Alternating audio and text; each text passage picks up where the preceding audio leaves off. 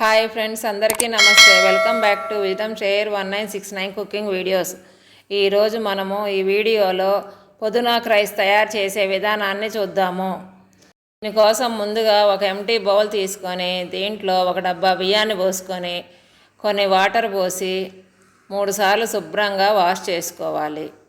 Wash చేసిన తరువాత తగినన్ని వాటర్ పోసి మూత పెట్టి ఒక అరగంట సేపు నానబెట్టుకోవాలి. అదే కుక్కర్లో అయితే డబ్బాకి 2 డబ్బాలు నీళ్ళు పోసుకొని 2 విజిల్స్ వచ్చే వరకు ఉడికించుకోవాలి. దీనికోసము ఒక పెద్ద సైజు పుదీనా కట్ట తీసుకొని శుభ్రంగా ఒలుసుకొని దాన్ని 2-3 సార్లు నీళ్లతో వాష్ చేసుకోవడం అయిపోయిన తర్వాత ఒక మిక్సీ జార్ తీసుకొని దీంట్లో పెట్టుకొని ఒక 5-6 పచ్చిమిర్చీలు కూడా వేసుకొని మూత పెట్టి గ్రైండ్ చేసుకోవాలి. మనం గ్రైండ్ చేసుకున్న పేస్ట్ అనేది నేను చూపిస్తున్న విధముగా కచ్చా పచ్చాగా ఉంటేనే చాలా టేస్ట్గా ఉంటుంది. ఇప్పుడు దీనికోసం ముందుగా ఒక స్టవ్ మీద కళాయి పెట్టుకొని నీళ్ళన్నీ ఆవిరైపోయే వరకు కూడా మంట హై ఫ్లేమ్లో ఉంచుకొని ఆవిరైపోయిన తరువాత 2-3 స్పూన్లు ఆయిల్ వేసి ఆయిల్ వేడెక్కిన తరువాత మంట లో ఫ్లేమ్లోకి మార్చుకొని 2 స్పూన్ల శనగిత్తులు వేసుకొని అవి కొంచెం వేగే అంతవరకు కలతిప్పుతూ 2 స్పూన్లు పచ్చిపప్పు 2 స్పూన్లు పోపు దినుసులు కూడా వేసుకొని అవి కూడా కలతిప్పుకొని కొంచెం వేగే అంతవరకు వేయించుకొని ఒక 2 ఎండుమిర్చీలను కూడా తుంచుకు వేసుకొని అవన్నీ వేగే అంతవరకు కూడా వేయించుకొని ఇప్పుడు దీంట్లోకి 2-3 దాల్చిన చెక్క ముక్కలు, ఒక 5-6 లవంగాలు,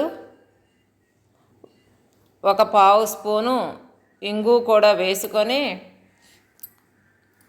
కలదిప్పుకొని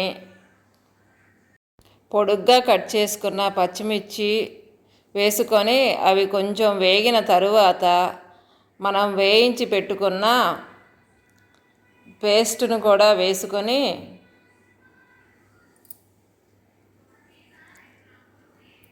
మొత్తం బాగా కలదిప్పుకొని 1 నిమిషం పాటు అలా ఉంచి దీంట్లోకి 1 స్పూను అల్లం వెల్లుల్లి పేస్టు,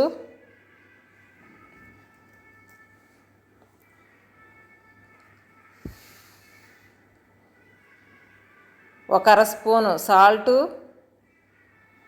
1 అర స్పూను పసుపు వేసుకొని ఇది మొత్తం కూడా బాగా కలతిప్పుకొని మూత పెట్టి ఒక 2 నిమిషాల పాటు మగ్గించుకోవాలి. ఇప్పుడు ఒకసారి మూత తీసి ఈ మిశ్రమం మొత్తాన్ని కూడా బాగా కలతిప్పుకొని నేను చూపిస్తున్న విధముగా గట్టిపడే అంతవరకు కూడా మగ్గించుకొని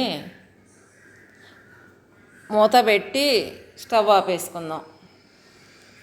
ఇప్పుడు దీనికోసం ఒక ఎంటీ బేసిన్ తీసుకొని మనం వండుకున్న అన్నం మొత్తాన్ని కూడా పోసుకొని గడ్డలు లేకుండా బాగా కలదిప్పుకొని మనం వేయించి పెట్టుకున్న మిశ్రమం మొత్తాన్ని కూడా వేసి అన్నానికి బాగా పట్టేలాగా బాగా కలుపుకొని ఒక గిన్నెలోకి సర్వ్ చేసుకుందాము. ఇంతే కదండి, చాలా సింపుల్ పుదీనాకు రైస్. మీరు కూడా ఒకసారి ట్రై చేసి ఎలా వచ్చిందో కమెంట్ బాక్స్లో కమెంట్ చేయండి. Thank you for watching. మీకు మా వీడియో నచ్చినట్టయితే please like, share, subscribe and click the bell icon.